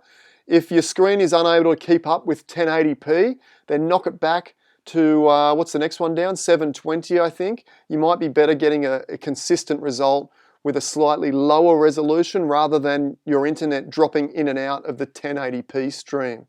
Okay, because what YouTube tries to do is deliver the best resolution it can at any given moment, but because we're streaming live, it will buffer, well not buffer, it will drop the quality quite dramatically if your internet drops down. So you might be better off with a slightly lower resolution and it will keep the stream consistent.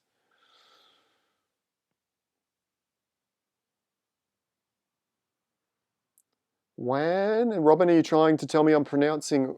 Oh, I was saying Wanaka, wasn't I? Wanaka. Is that right? Wanaka tree? The Wanaka tree? Potentially, I think that's what Robin was pointing to. How you doing, Robin and Timothy? I hope you guys are doing well. I know good friends of mine, Tim and Robin Moon, or Timothy and Robin Moon. Silver effects. Yeah, absolutely. We could try silver effects on this one as well. Let's give that a shot. I want to crop it though first. I do like the square. Let's see what silver effects. I like that crop. What about you guys? Do you enjoy that crop a little bit better? I think it's just more about the simplicity of the tree as the subject, and I don't believe we need all the other stuff. Let's try silver effects here. Pronounced Wanaka. W-O-N-I-K-A, Wanaka. Who knows? Oh. Let me flatten this first. Just so we can see what we're dealing with here in Silver FX. If you need to jump away for a moment or you've got something to do, the replay will be on the channel later in any case. It's a beautiful black and white, isn't it? And I've seen a lot of black and whites from this location. A bit more drama there, a bit more high key. A bit more detail. You know, I like that. I really like that there. That's nice too. Two versions of high key in Silver effects. No, not for me, not today. No. That's quite nice too, a bit more drama. You know, lots of contrast in the background. We could even maybe combine a couple of these layers and paint them in where we like them.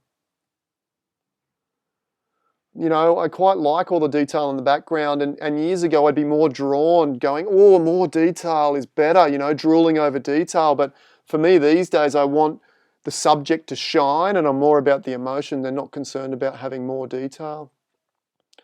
That's probably a nice combination between the two, isn't it? That full spectrum, whatever that one is.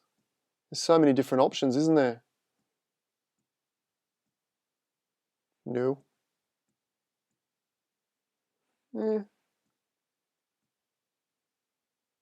Don't mind it. Yeah. Nah. Okay, let's go with high key. One of the high key ones. There was more options. I just got kind of bored and I wanted to go back to the high keys that we had up here. So let me just show you probably that one. I don't really like the way the trees are losing some definition at the top, but what we can do, we can click OK. And we might be able to just paint a little bit in and out of the image. 100, and did I see we got 179, do we? That's pretty amazing. As I get the wheel of Mac Death, hopefully it just doesn't drop out on me. It did that the other day, didn't it? It did too. When I tried to use NickFX on the stream, hello, dropped out. Hang on a second. Bear with me. The joys of live streaming. I should have learnt my lesson the other day when I tried to apply the NickFX filter the other day. It dropped out and froze on me as well. So obviously I can't apply it, but that's okay. all the images are coming back. How about that? The magic of Photoshop backup. That would have been a disaster. That would have been the end of the show, and we still have 2 images to go. Not that it, we've been going on for quite some time.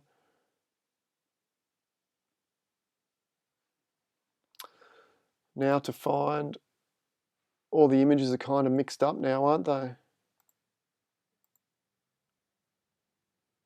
That's one we haven't looked at yet. That's that one.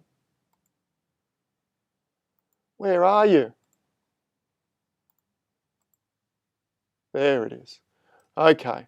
So I think we got a pretty good idea of the different options that we can do with this particular image. High key seemed to me to be really nice. High key black and white gave the image a really, really beautiful feel for mine.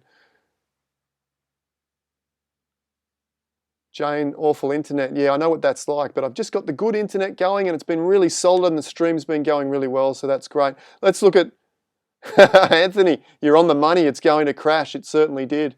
Okay, let's find these last 2 images. Let me just delete that one out of the way. Don't save. We'll remove that one also out of the way. Don't save.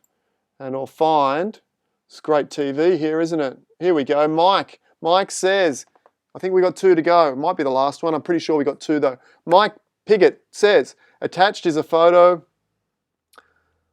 Oh, I should have reread these before I started, shouldn't I? Let's just go with in Mildura, Victoria, on the Murray River. My aim with this image was to portray the tranquility and the peacefulness at sunset on the river. Beautiful, Mike. Tranquility and peacefulness. Here's the image here. Let's just zoom back 1 notch so we can see the edges more clearly. First thing, well, we'll talk about the good first. The composition is spectacular. I love it.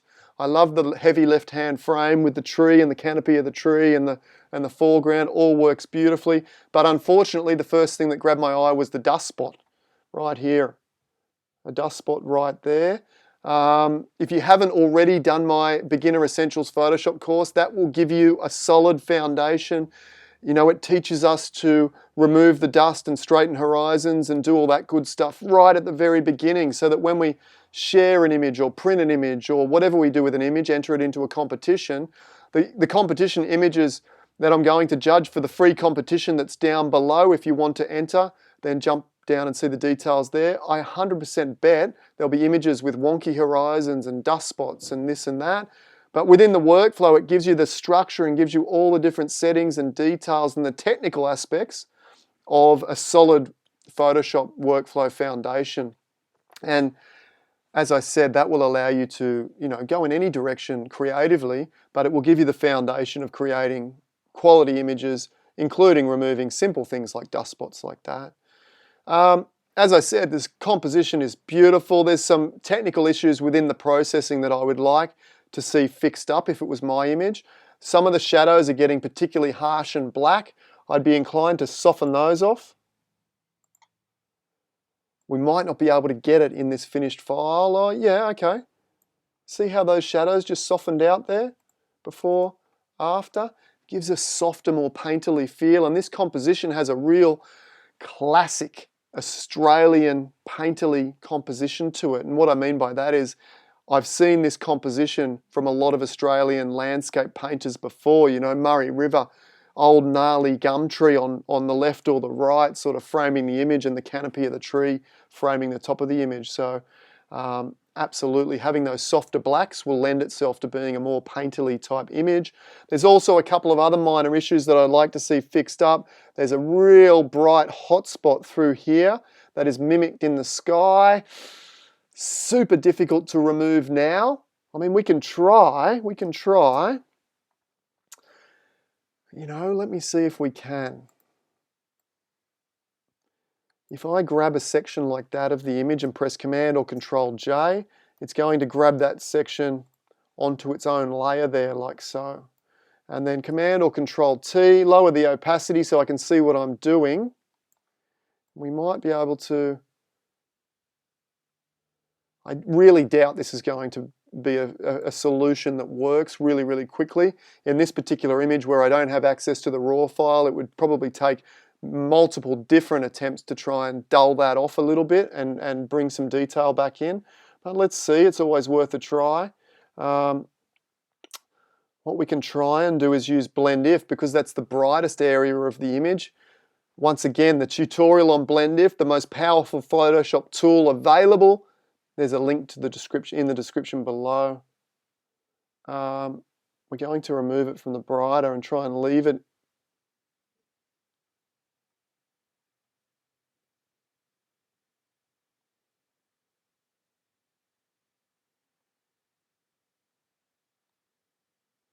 I want it in those areas basically, don't I?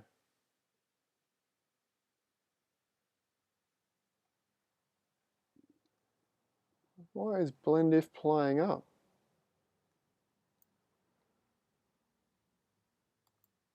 Blend if is playing up today. It's not doing what I expect it to be doing. It should be removing this layer and leaving it.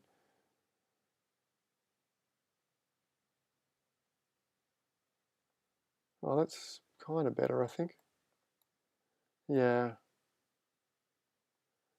I don't think so. Look, we might be able to use the clone tool. Because it's so aggressively over the top, it's a really tough one to get rid of. So the way to fix that up within the photo itself is to try and take a second exposure at the time of capture and making sure that your histogram is correct and you haven't blown out the highlights. In fact, this particular scene, if you make sure that your histogram is not punching or crashing into the right-hand edge and your highlights are exposed, you'll be able to pick up the shadows in post-production and still have controlled highlights as well. It looks like it might be a long exposure, so that can be kind of hard to gauge. Very, very difficult exposure to try and get everything captured beautifully. Other than that, the photo is really, really nice. There's some other color tweaks. There's a little bit of greeniness and a little bit of purple up in the sky. You know, maybe we could play with that. Let's play with that. Let's not worry about that highlight. Hue saturation. I think I need to, maybe the magentas. And what else? What's that? Is it blues?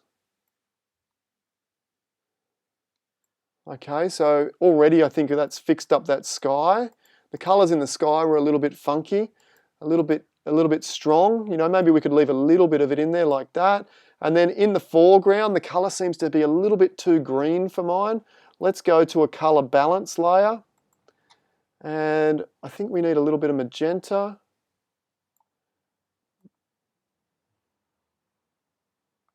And just play around, see what colors kind of work.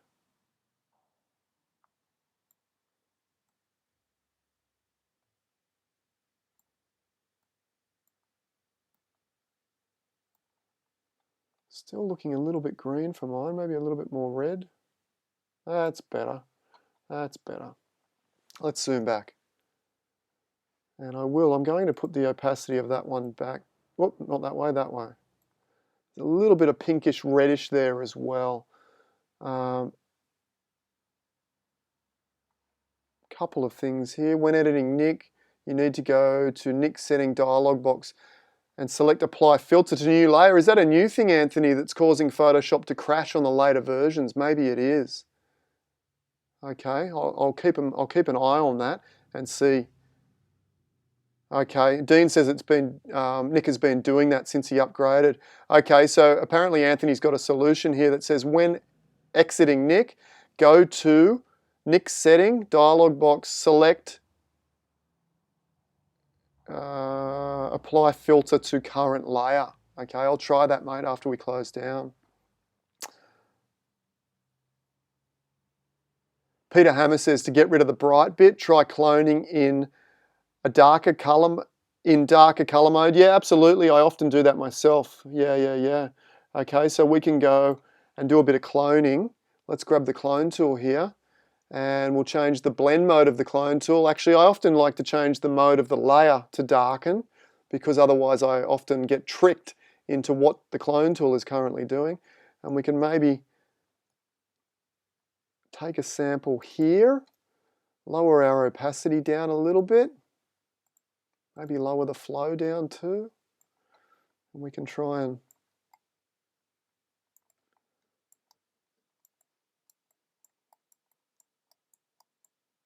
okay, I'm kind of bringing in some other areas, but you get the point. Yes, we could absolutely. It would take some work to get in and around the trees, etc., etc.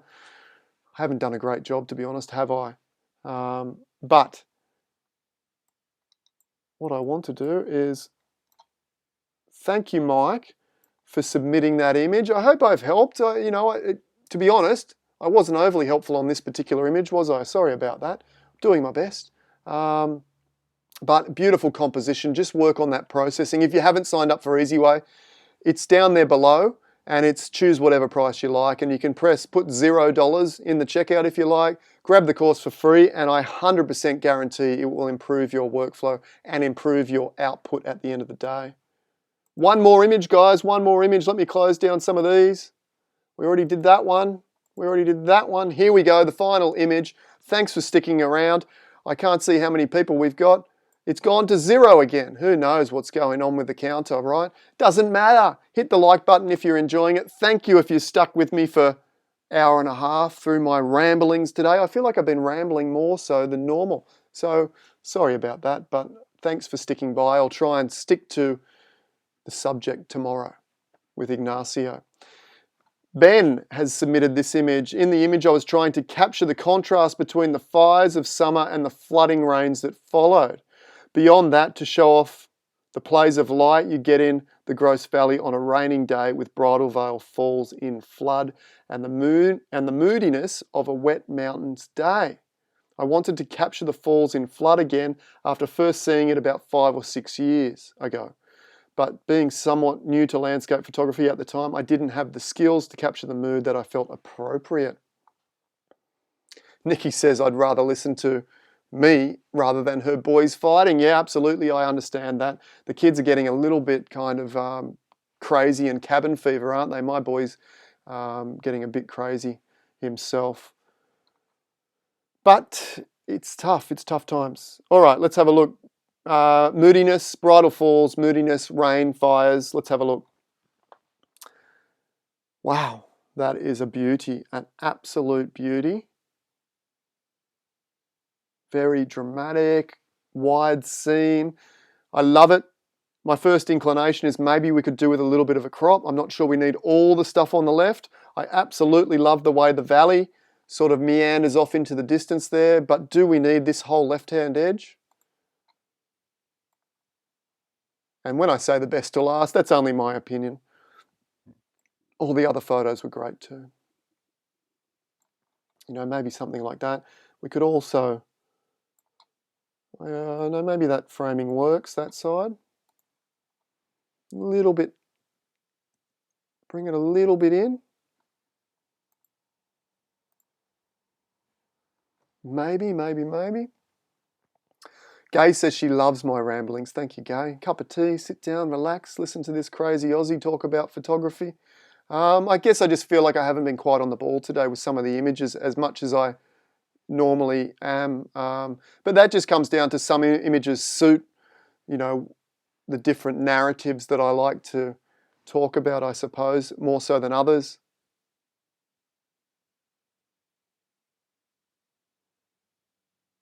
Brian says I had my son, his sunset photo from Mariki up as one of your images before it crashed. Now it's gone. I'll have a look, Brian. I'll have a look before we close this down after this one. Maybe there's one more, one of Brian's images with us. Yes, it is a fabulous image. Yeah, I love it too. Okay, I think we could do a little bit of tweaks. If I look at the histogram, it's often a good idea. For me, like the histogram is not the be-all and end-all, right? If this was supposed to be a low-key, dark and gloomy image, which maybe it's supposed to be, absolutely, but maybe I'm thinking that I can see some light here, and I think we could maybe just boost up the waterfall to be more prominent, and maybe, for me, the image is about the waterfall and then the lead off into the dark, misty valley. I think maybe we can just brighten up that area through there a fraction. We can do it with our favourite solid colour painting with pure sunlight, possibly. Where are we? Yeah, that's got some promise. Command or Control I, invert it, B for brush. I don't really want it everywhere, but I think, you know, we could emphasise a little bit there to help lead the eye from the waterfall down. And then this little section. It gives us that real feeling that the light's broken through the clouds, which I absolutely believe it has, and is really spotlighting and picking up this particular waterfall like so. We're just going to use Blend If to pull it out of the waterfall highlights a little bit. Just like that. If you're not sure what Blend If, definitely go and take a look at that tutorial, okay? It will blow your mind and change your workflow forever.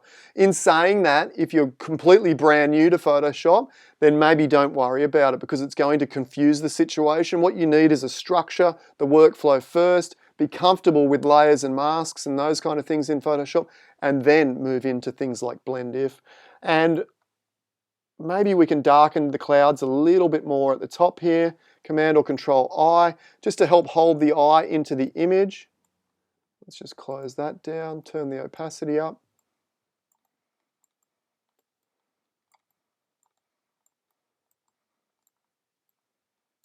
That rock there is very distracting to me, and it's just because it's a bit bright in a dark section. I would normally always, and again it's a tonal distraction, it's pulling me over and saying, what is that I see there? But when I get there I'm like, oh, it's not really significant. If it's not significant, try and dull it out of the photo by darkening down or reducing the color or reducing contrast. Let's see if we can just dull off this rock a little bit.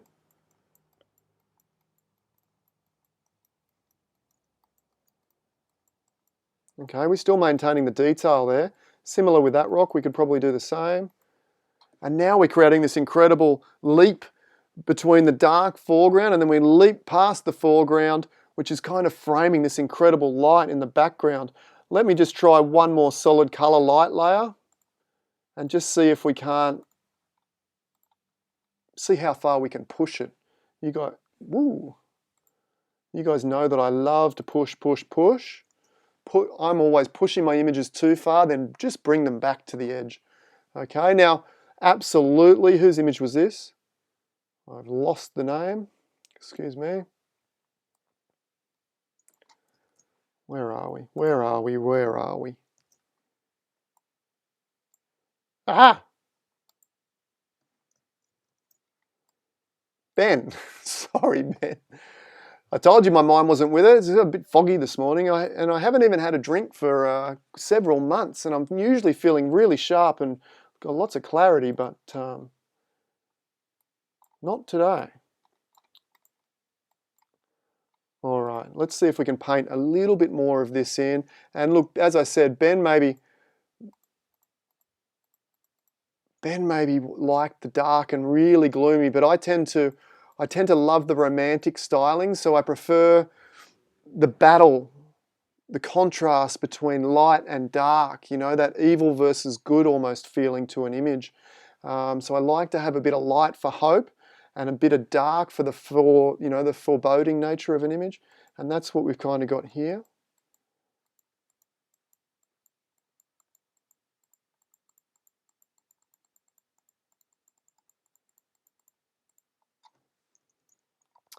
Maybe we just lower the density down.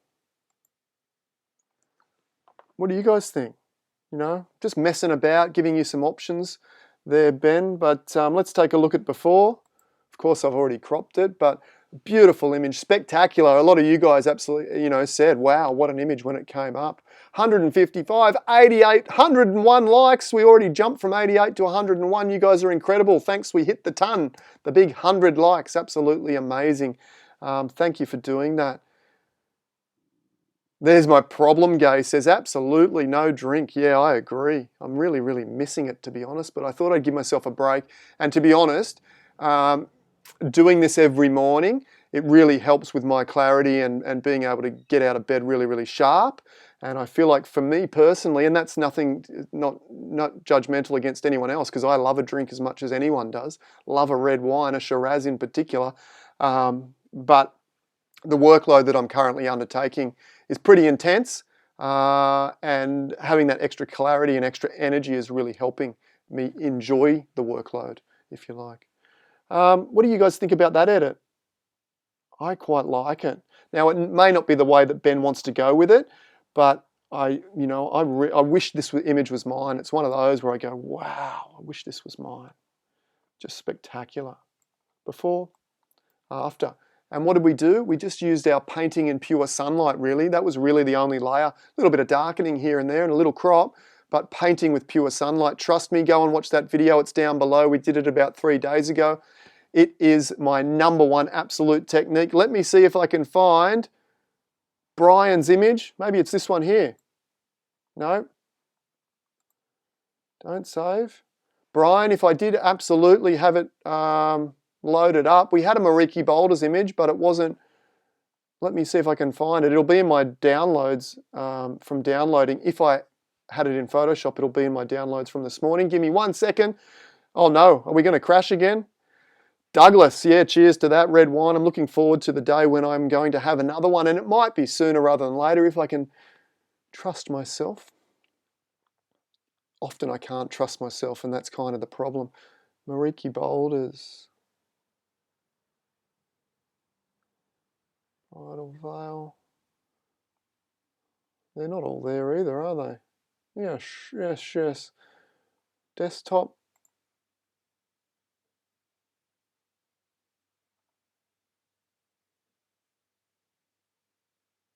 That was the other Mariki Boulders. That was the Mariki one that I had. Is that the one you're thinking of, Brian? I'm not sure. I'll have a look, mate. I'll have a look in my email. Send me another email, just as a reminder, Brian, maybe with that image attachment, and I'll see where it is in the list. If it's not in the list, you'll be up next week. First image off the bat next week. Thanks, guys, for watching along. Thanks, everyone who submitted the images. Sorry, I wasn't 100% on ball today. I was at about 95%, not my normal 100. So hopefully tomorrow, Iggy will be at about 50% most days anyway. So I'll look like an absolute superstar next to Ignacio Palacios, but his imagery will make us all jealous. It's absolutely breathtaking, spectacular. He's a funny guy.